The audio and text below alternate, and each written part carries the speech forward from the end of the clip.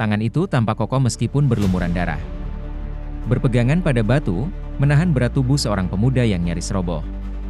Di depannya, berdiri sosok bertanduk dengan aura mencekam, membawa pedang raksasa yang memancarkan cahaya merah seperti api neraka. Dewa telah tiada. Itu adalah kenyataan pahit yang harus diterima manusia. Dengan kepergian para dewa, manusia berubah. Mereka mulai menyembah emas, menggantungkan hidup pada teknologi Arcane yang menguasai dunia.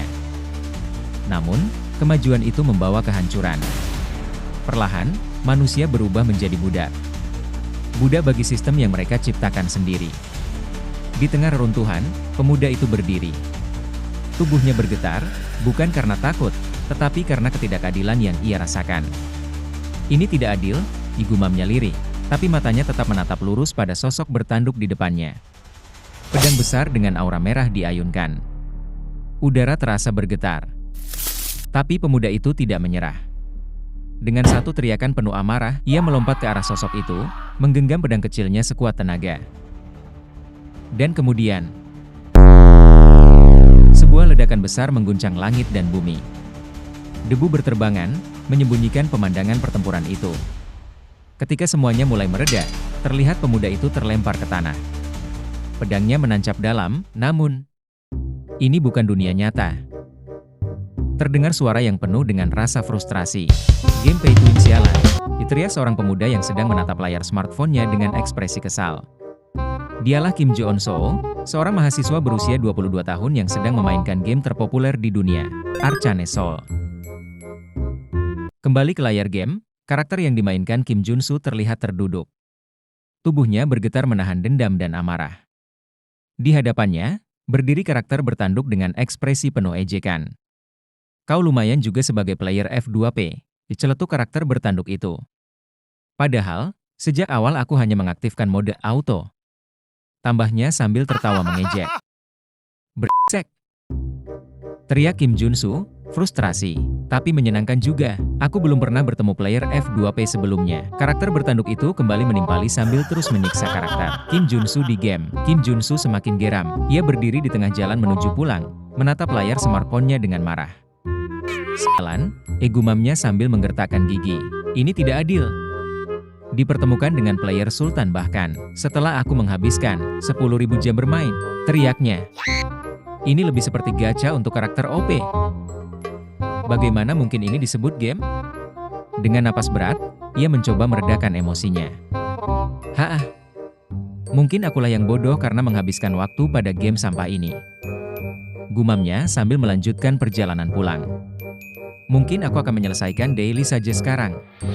Sebelum mengerjakan PR, ditambahnya lagi dengan nada pasrah. Daily adalah tugas harian dalam sebuah game, namun rasa frustrasi tidak menghalanginya untuk mencoba peruntungannya sekali lagi. Mungkin free pool ini hanya akan memberiku Warrior Kim lagi. Ucapnya sambil menekan tombol free gacha. Langkahnya tiba-tiba terhenti di pinggir jalan. Wajahnya penuh tanda tanya saat menunggu lampu merah menyala untuk menyeberang. Sebuah peti platinum muncul di layar, perlahan membuka. Dapat chest platinum? Gumamnya, kebingungan. Huh? Tanyanya lagi, matanya fokus menatap layar yang bersinar terang. What? Serunya, matanya membelalak. Layar menampilkan sesosok karakter dengan aura megah. SR Heavenly Demon. Apa ini? Aku benar-benar dapat Heavenly Demon? Serunya kebingungan, namun kali ini dengan nada penuh kegembiraan. Sial ini dah. Ini memang benar-benar Heavenly Demon, karakter terbaik di game ini, kalau tidak salah. Chance untuk mendapat free pool itu hanya 0,00006%. Tambahnya, tak percaya pada keberuntungannya. Let's go. Aku dapat karakter OP, Heavenly Demon. Teriaknya kegirangan. Ia melompat kecil di tengah jalan. Memegangi smartphone-nya erat sambil tersenyum lebar. Kim Jun-soo tertawa puas, nyaris seperti seorang penjahat yang baru saja menang lotre. Tangannya erat menggenggam smartphone, matanya berbinar menatap layar. Hahaha, aku tidak iri lagi dengan para player Sultan, serunya. Ia menatap karakter Heavenly Demon di layar, yang sedang naik level dengan cepat. Selamat datang, Heavenly Demon. Sementara visual di layar menunjukkan karakter-karakter lain yang ia korbankan demi upgrade itu. Termasuk Warrior Kim. Bye-bye, Warrior Kim. Teriaknya ceria sambil melangkah menyeberang jalan. Mata Kim tetap terpaku pada layar, tangannya mengangkat smartphone ke atas. Sekarang, aku adalah pemilik Heavenly De. Kata-katanya terputus. Matanya menangkap bayangan besar yang bergerak cepat ke arahnya. Sebuah truk besar melaju, supirnya terlihat tertidur di balik kemudi. Apa ini? Teriak Kim, matanya membelalak. Tangan yang menggenggam smartphone tiba-tiba kaku, tapi ia tidak sempat bereaksi. Segalanya gelap. Suara samar mulai terdengar. Seperti gema di dalam kepala Kim. Ia membuka matanya perlahan.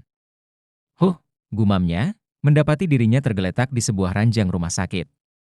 Kepalanya terasa berat, perban melilit di kepala dan kakinya. Apa yang terjadi? Tanyanya, mencoba bangkit. Namun, rasa sakit tajam menyerang ketika ia mencoba bergerak. Ia memegangi kepala sambil meringis. Potongan ingatan mulai kembali. Sebuah truk besar, bunyi klakson yang memekakan telinga, dan... Aku ingat. Pikir Kim dengan wajah kaget. Pintu kamar terbuka, seorang perawat masuk dengan senyuman lembut. Ah, Warrior Kim, ternyata kamu sudah bangun. Apa? Warrior Kim? Kim mematung, menatap perawat itu dengan bingung. Tunggu sebentar, saya akan panggilkan dokternya. Kim menoleh ke samping.